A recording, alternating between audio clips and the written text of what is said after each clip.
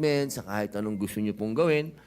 Ang kailangan lang po natin talaga, katulad po nung sinabi ng aking talumpati kanina, kailangan po itong marinig, kailangan itong pag-usapan, kailangan ang mga biktima ay marinig din sa komite. Kung ito po ay pag-uusapan na sa komite ni Senator Alan Peter Cayetano, mas maganda din po na marinig din sila.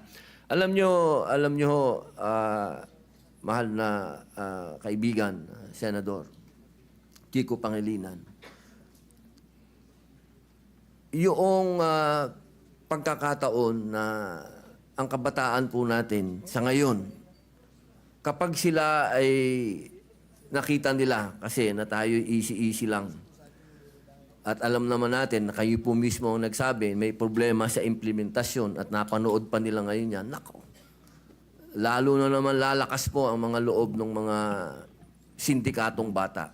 Ako po'y kanina, habang nag-uusap po kami ng aking legis, sabi ko sa kanila kanina, alam niyo kung yung mga brilliant mind na mga criminal minds na yan, kung ito ay kanilang i-exploit, talagang mag-aalaga ka talaga ng mga batang wala na sa kanilang pag-iisip. Ito lang pong pagpapababa natin ng edad, ito po ay kailangan meron din tayong ganung warning na sana po buksan din po natin ang isip natin sa usapin ng kailangan na. Hindi po wala kang kailanman nasasabihin sa inyong ako'y kontra sa mga bata o hindi. Doon lang ako sa karumal-dumal, doon lang ako sa hinus. Doon lang ako sa hindi masikmura. Ako na to, ako na po ito, hindi ko masikmura. Si Robin na po ako, Nakita ko na ang worst of the worst. Sabihin nyo na. Pero ako hindi ko masikmura. Yun lang po ang punto ko. Wala ako ditong kahit kailan wala ako ditong kinokontrang personal o wala. Ako kung ano lang ang nasa kalsada, kung ano lang ang nasa 8% ng ating mga taong bayan, kung ano ang nararanasan ng mga naghihikahos sa mga lugar na ang kahirapan po talaga at ang mga kalukuhan at ang mga nandyan na ho talaga, ito po inilalatag ko sa inyo. Ako na po yung boses niyan. Kahit po sa sinasabi natin, makukulong yan, madadala doon. Alam nyo, ang isa ho dapat natin pinag-uusapan kung magkakaroon tayo talaga ng youth detention center. Kasi ako po talaga, patawarin nyo po ako, kung itong mga gumagawa ng ganitong kasalanan, hindi po yan pwedeng hindi mangulungan. At sinasabi nyo po, nandyan sa batas nyo yan, naniniwala po ako na dapat silang mangulungan talaga. Ang problema, hindi po nangyayari. Hindi po talaga.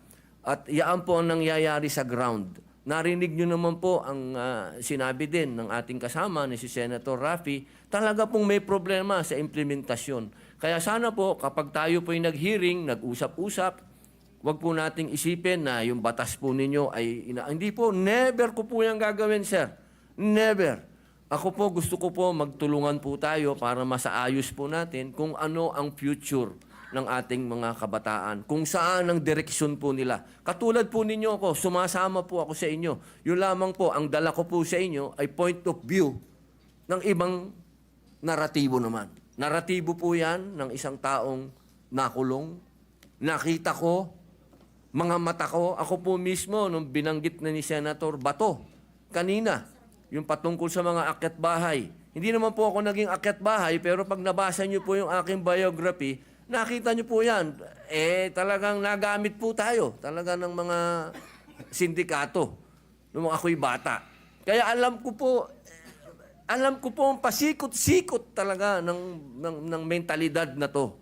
Kaya sana po, sa usapin na yon, makinig din po kayo sa akin. Total, malinaw naman po na tayo po ay binigyan ng pahintulot ng konstitusyon. Ang sabi, hindi naman lahat pwede kayo abogado dyan. May iba't iba kayong pwedeng magsasaka, pwedeng artista, pwedeng ex-convict. Dahil naniniwala ang saligang batas na lahat po tayo ay may mako-contribute dito, sa plenaryo na to, dito sa institusyon na to. At ito po ang aking pinaniniwalaan. Ito po siguro ang magiging contribution ko sa inyo. Nasabihin po sa inyo kung ano talaga ang estado ng ating criminal minds. Kasi talaga po yan, talaga po eh. Wala na po tayong magagawa. Tanggapin na natin na nandito yan at paano natin naharapin. Sabi nga po, oo, pwedeng maging deterrent, pwedeng hindi.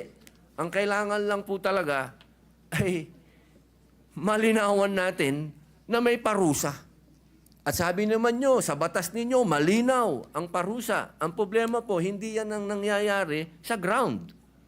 Kaya kailangan po talaga nating rebisahin. Kailangan po natin talagang pag-usapan. Kailangan po nating upuan. Kailangan natin itong pag-usapan ngayon na. Huwag nating i-delay. Ang hinihiling po natin, mag-hearing na. Pag-usapan na po ito dahil nangyayari na po natin. Dahil kailan lang yung rape doon sa Quezon City na pinatay yung bata na 8 years old. Ngayon may kinukwento si General Bato po, si Senator Bato na may pinatay lang na pinasok doon sa bahay. Scholar, sinaksak. So, sunod-sunod na po ito, sir. Yun lang po akin na sana ito pong sinabi po ninyo na tatanggapin niyo po lahat. Pag-usapan na po natin sa hearing at dito po sa entablado at magkasundo na po tayo para yung taong bayan po, alam nyo naman po, siguro naman naniniwala naman po ako na pwede tayong mag-meet sa gitna. Pag-usapan natin to. Wala naman pong hindi nakukuha sa pag-uusap. Ang kailangan lamang po tanggapin natin na may problema sa ngayon ang kabataan dahil sobra na pong bata ang mga nakakagawa ng heinous crimes. Yun lang po yun. Wala po kong gusto sa inyong diskusyonan. Opo. Kami nagpapasalamat na nabanggit ni Senator Padilla itong usapin nga ng nariyan sa batas na dapat may parusa angkop sa pagiging menor de edad. At meron naman talaga. Pwede talagang manatiling confined involuntarily, mandatory confinement for many years. 2-3 years pwede yan kung ikaw nagkasala bilang menor de edad. At nabanggit din niya, pero hindi ito ang nangyayari sa baba. So baka ang problema ay sa halip na amendahan yung batas, ipatupad ng tama yung batas. Pero ganun pa man, pakikinggan natin ang magkabilang panig. Ako'y naniniwala na ang kakulangan talaga is the implementation of the law rather than amending the law. Dahil pagka na-implementa ng tama, within 24 hours ng report, dapat ang batang involved sa serious offenses ay idadala na para sa mandatory confinement. Mabilis ang hinihiling ng batas na kilos ng gobyerno. Pag hindi ginawa yan, hindi yan problema ng batas, problema ng implementasyon.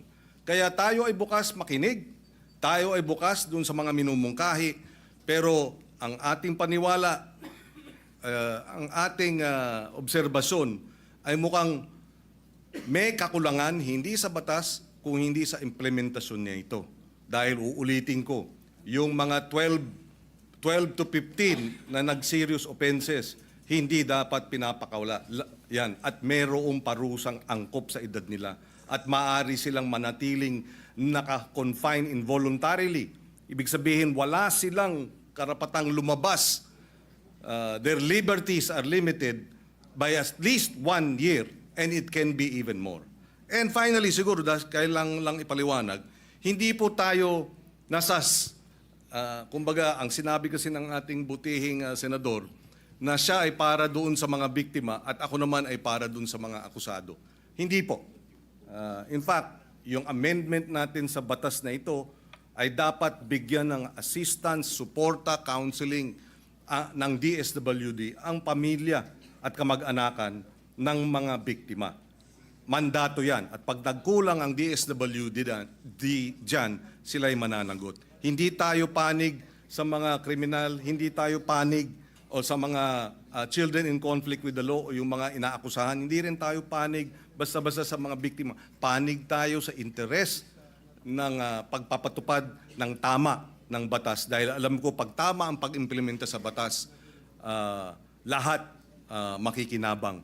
Dahil nariyan naman ang mga probisyon para dun sa mga naging biktima at para dun sa mga children in conflict with the law. Maraming salamat po. Opo, ako po'y natutuwa at nanggaling po sa ating mahal na senador na open po siya sa pagdiskusyonan to. At kanina lang po,